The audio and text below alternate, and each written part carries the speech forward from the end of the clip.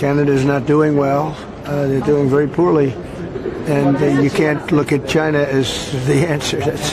I know China very well. What do you think about the UK getting into business with China? Keir Starmer was in Beijing. Well, it's very dangerous for them to do that, and it's even more dangerous, I think, for Canada to get into business with China.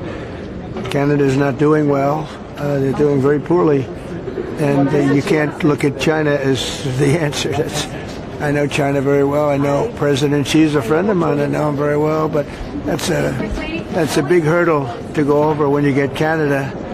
The first thing they're going to do is say you're not allowed to play ice hockey anymore. That's not good. Canada's not going to like it.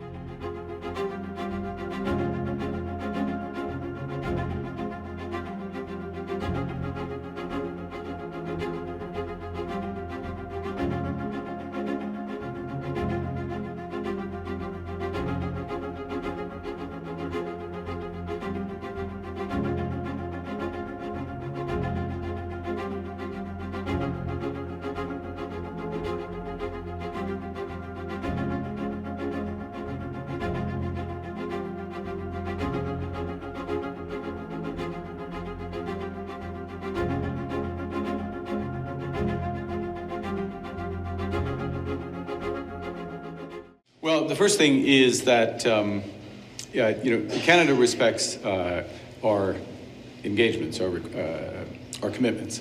Il y a des engagements dans l'ACM. We have commitments under CUSMA that not to pursue free trade agreements with non-market economies without prior notification. We have no intention of doing that with China or any other non-market economy. What we've done with China is to rectify some issues that developed in the last couple of years.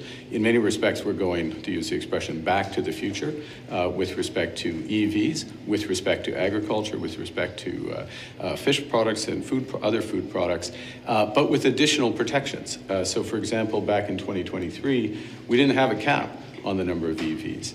We didn't have a requirement for a large proportion of those EVs to be affordable, highly affordable EVs for Canadians. So it's entirely consistent with CUSMA, with our obligations, which we very much respect under CUSMA and will continue to work that way forward.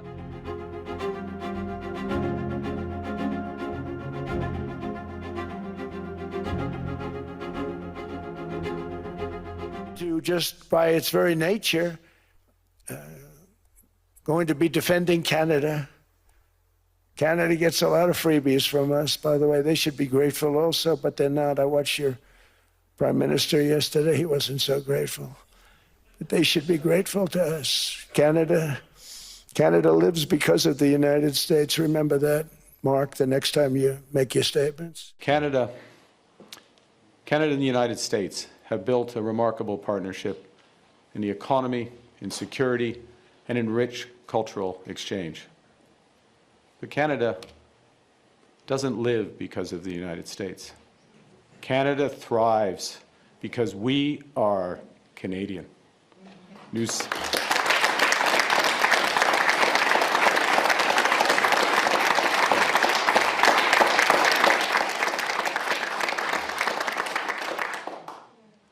sommes maîtres chez nous. C'est notre pays. C'est notre avenir. Le choix nous appartient. We choose to build a bright future worthy of the ground on which we stand. We choose Canada. We knew the story of the international rules-based order was partially false, that the strongest would exempt themselves when convenient, that trade rules were enforced asymmetrically. And we knew that international law applied with varying rigor depending on the identity of the accused or the victim. This fiction was useful, and American hegemony in particular helped provide public goods, open sea lanes, a stable financial system, collective security, and support for frameworks for resolving disputes. So we placed the sign in the window. We participated in the rituals. And we largely avoided calling out the gaps between rhetoric and reality. This bargain no longer works. Let me be direct. We are in the midst of a rupture, not a transition.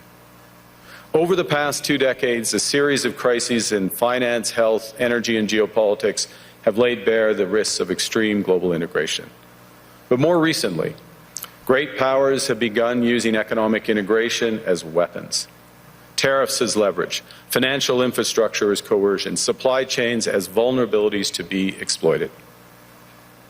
You cannot live within the lie of mutual benefit through integration when integration becomes the source of your subordination.